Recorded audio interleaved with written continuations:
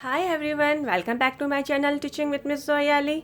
Math में जो आज का हमारा टॉपिक है वो रेशियो पर है। इस यूनिट में तलबा दो या दो से ज़्यादा मिकदारों का तनासुब तलाश करना सीखेंगे और हम आज के टॉपिक में बात करेंगे कि व्हाट इज़ रेशियो, रेशियो क्या होती हैं, रेशियो से क्या मुराद है, रेशियो की तारीफ़ है, रेशियो की एक्सप्लेनेशन, ठीक है, रेशियो की एग्ज़ाम, उनकी एग्जाम्पल्स के साथ आज हम इन डिटेल डिस्कस करेंगे। ओके, हम अपना आज का टॉपिक स्टार्ट करते हैं। What is meant by ratio? तनासुब से क्या मुराद है? Definition of ratio: a number representing a comparison between two things. The relative magnitudes of two quantities usually expressed as a quotient. एक अदद जो दो चीज़ों के दरमियान मवाजने की नुमाइंदगी करता है। दो मिकदारों के रिश्तेदार मैग्नीट्यूड्स को आमतौर पर एक हिस्से के तौर पर जाहिर किया जाता है। Ratio: A relation between two quantities of same kind is called ratio. एक ही किस्म की दो मिकदारों के दरमियान ताल्लुक को तनासुब कहा जाता है। What is ratio? रेशियो क्या है? रेशियो का मतलब तनासुब के हैं। रेशियो मीन्स जब हम दो चीज़ों का रिलेशन देखते हैं, ठीक है, जब हम दो चीज़ों का रिलेशन देखते हैं या फिर किसी दो चीज़ों का कंपैरिजन करते हैं तो वो हमारा रेशियो कहलाता है। तनासुब या रेशियो को दो मिकदारों का मवाजना करने के लिए इस्तेमाल किया जाता है। दो मिकदारों के दरमियान मिकदारी ताल्लुक जो जाहिर करता है कि एक अदद कितनी बार पर मुश्तमिल है या फिर दूसरी में शामिल है, तनासुब कहलाता है। ठीक है, अब हम थोड़ा सा इसको इस एग्जाम्पल से समझ लेते हैं। Two more ratio same type category amounts and quantities.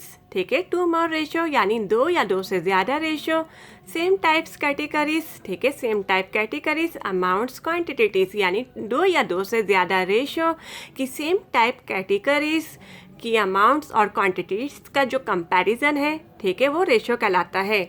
Okay, now look at this, two more ratio, ठीक है, यानी two ratio, two more ratio दो या दो से ज़्यादा रेशियो, ठीक है, two ratio A ratio B, दो या दो से ज़्यादा ratio A ratio B proportionate C ratio D, two ratio X ratio Y, ठीक है, टू या मोर रेशियो, ठीक है, दो या दो से ज़्यादा ratio X ratio Y proportionate Y ratio Z, A ratio B C ratio D, X ratio Y Y ratio Z. Okay, same types categories को हम समझने से पहले थोड़ा सा हम इसको, ठीक है, डिस्कस कर लेते हैं कि हम सेम टाइप कैटेगरीज को क्यों यूज़ करते हैं।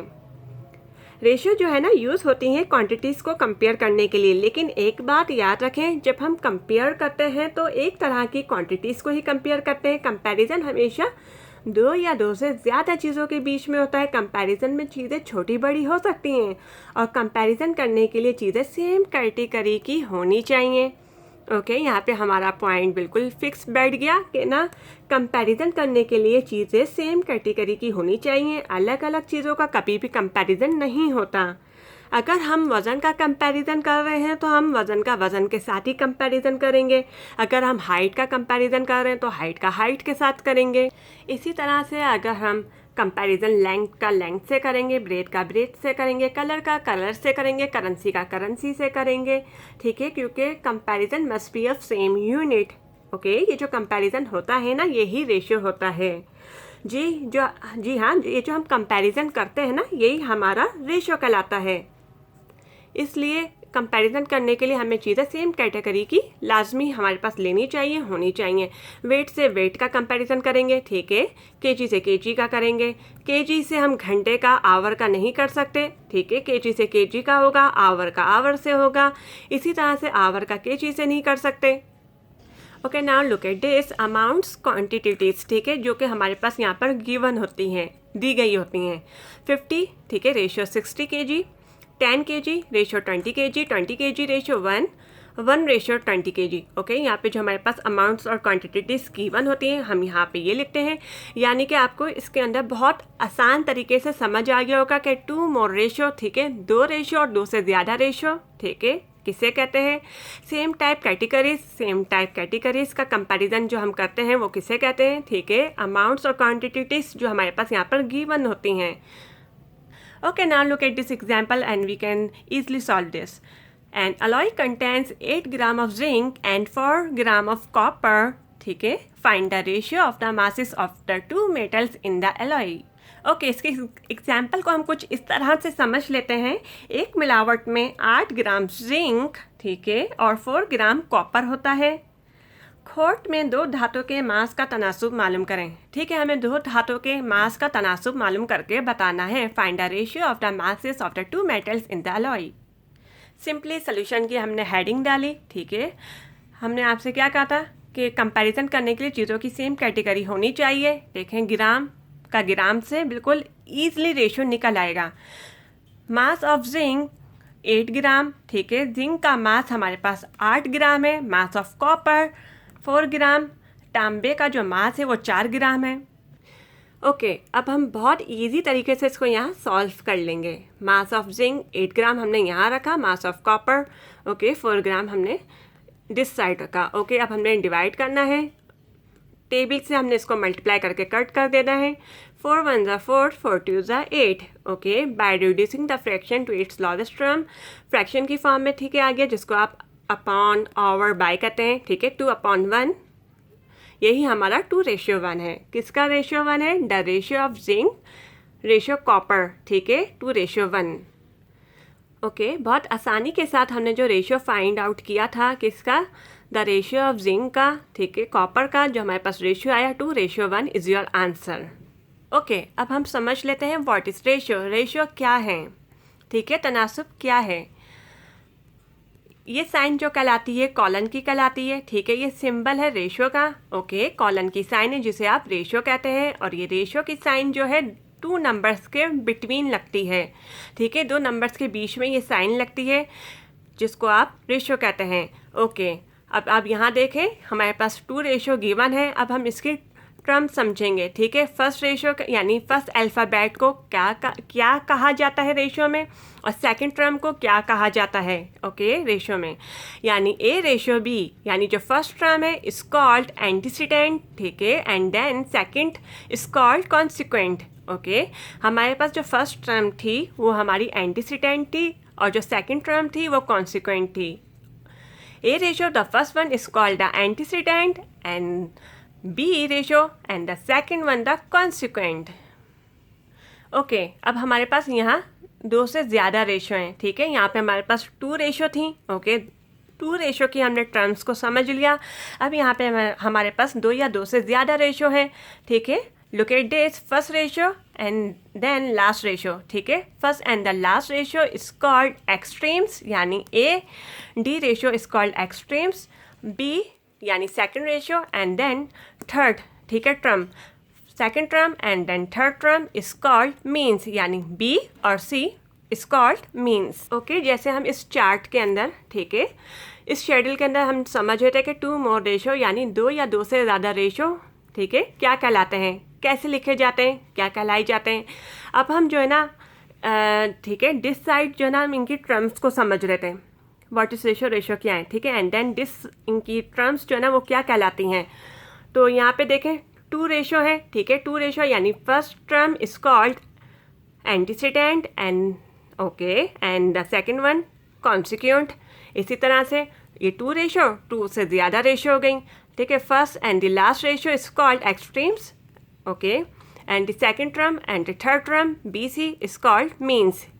यानी फर्स्ट टर्म जो होगी वो कॉन्सिक्वेंट कहलाएगी, एंटीसीडेंट कहलाएगी, सेकंड जो है कॉन्सिक्वेंट कहलाएगी। ठीक है, और जो इसके अंदर हम 2 मोड से ज़्यादा रेशियो का देखेंगे तो वो क्या कहलाएंगी हमारे पास, यानी A और D हमारे पास एक्सट्रीम्स और B और C हमारे पास means कहलाएंगी।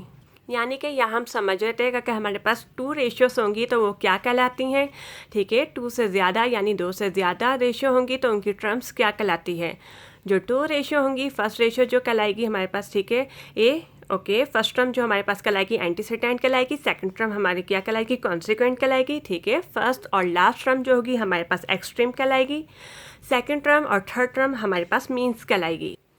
In the proportion A ratio B proportionate C ratio D, the terms first A, ठीक है, and the last term D are called the extremes, ठीक है, and second term B and the third term C, okay, are called the means. For example, मिसाल के तौर पर अब हम समझते हैं यहाँ पर Consider two sticks of lengths 2 meter and 40 centimeter respectively. The lengths need to be expressed in the same unit. Okay, अब हम एग्जाम्पल को जो ना थोड़ा सा अंडरस्टैंड कर लेते हैं कि ये कह ये रहे हैं कि बिलतरतीब 2 मीटर और 40 सेंटीमीटर की लंबाई वाली दो छड़ियों पर गौर करें। ठीक है, लंबाई को एक यूनिट में जाहिर करने की ज़रूरत है। यहाँ देखें आप, हमने कहा था ना कंपैरिजन करने के लिए चीज़ों की सेम कैटेगरी लाजमी होना ज़रूरी है, नहीं तो विदाउट इसका कंपैरिजन कभी भी नहीं होगा, ना ही रेशो निकल सकेगा। यहाँ देखें 2 मीटर एंड यहाँ देखें 40 सेंटीमीटर, यानी मीटर बड़ा होना चाहिए, सेंटीमीटर छोटा होना चाहिए, लेकिन यहाँ पे क्या कर दिया है, सेंटीमीटर बड़ा कर दिया है, मीटर को छोटा रख दिया है। तो अब पहले हमें जो ना इसके सेंटीमीटर लाना पड़ेगा। ठीक है, फिर हम इसकी ईजिली रेशो निकाल लेंगे। सोल्यूशन की हमने हेडिंग डाली, 2 sticks of lengths 2 metre and 40 centimetre respectively, बिलतरतीब 2 मीटर 40 सेंटीमीटर लंबाई की दो छड़ियाँ। ठीक है, इनको हमें बिल्कुल सिंपली पहले हमने इसको मीटर को एक्सप्लेन करके बताना है कि किस तरह से हम इसको इसके सेंटीमीटर कर सकते हैं। 1 मीटर हमारे पास जो होता है ना, ठीक है, 1 मीटर 100 सेंटीमीटर होता है। 2 मीटर हमारे पास कितना हो गया, 200 सेंटीमीटर हो गया, यानी कि हमने 2 मीटर का 200 सेंटीमीटर मालूम कर लिया। Okay, the lengths need to be express in the same unit. ठीक है, लंबाई को एक यूनिट में जाहिर करने की ज़रूरत है। 2 metre 200 centimetre and 40 centimetre respectively to be able to find the ratio, यानी 2 मीटर, ठीक है, 200 सेंटीमीटर एंड 40 सेंटीमीटर का बिलतरतीब तनासुब तलाश कर लेते हैं, क्योंकि ये फाइंड आउट हो गया है और ये इस काबिल हो गया है कि अब हम इसका ईजिली रेशियो मालूम कर लें। ओके जी, the ratio of their length is 200 centimetre, ठीक है, सेंटीमीटर 40 सेंटीमीटर। हमने जो 2 मीटर का, ठीक है, 200 सेंटीमीटर मालूम किया था, वो हमने दिस साइड रखा एंड 40 सेंटीमीटर डिवाइड करना है। ठीक है, अब हमने यहाँ से इसका एक ज़ीरो कट गया, तो यहाँ से इसका भी एक ज़ीरो कट गया। ठीक है, अब हमने बहुत इजी तरीके से इसको टेबल से कर दिया। 2 2 ज़ा 4, 2 1 ज़ा 2, okay, this side 0 and then 2 1 ज़ा 2, 2 5 ज़ा 10, 5 अपॉन 1। ठीक है, by reducing the fraction to its lowest term, okay, 5 upon 1 जिसे 5 ओवर 1 कहते हैं, 5/1 भी कहते हैं, 5:1। ओके, अब हमारे पास रेशियो आ गया 5:1। The ratio of their length is, ठीक है, 200 सेंटीमीटर, रेशियो 40 सेंटीमीटर का क्या मालूम हुआ हमारे पास, 5:1, यानी जो हमें दो धातों के मास का तनासुब मालूम करना था ना, हमारे पास मालूम हो गया 5:1। After 2 terms forming a ratio, the first one is called the antecedent and the second one the is called consequent. ठीक है, फर्स्ट वन हमारे पास क्या कहलाई, एंटीसीडेंट कहलाई, और सेकंड वन हमारे पास क्या कहलाई, कॉन्सिक्वेंट कहलाई। ओके, इस एग्जाम्पल में जो है ना, हमने रेशियो की उन टर्म्स को भी समझ लिया जो क्या कहलाती हैं। ठीक है, एंटीसीडेंट और second one the consequent and the first and the last is called, क्या कहलाती है वो, extremes, and the second term और थर्ड टर्म क्या कहलाएगी, मीन्स।